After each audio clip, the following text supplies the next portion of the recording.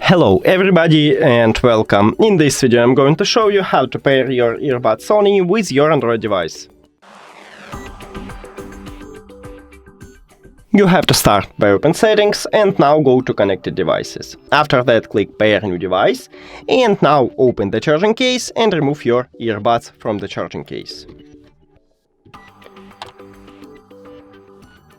Now it entered to pairing mode automatically, so we should see it at the device list or it asks us to pair them.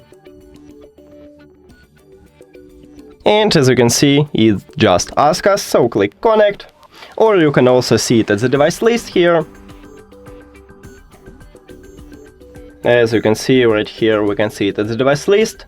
Yeah, and we just need to connect it. Skip. And we did it! Thank you for watching this video. If you found it helpful, please consider subscribing to the channel and leave the like on the video. See you later!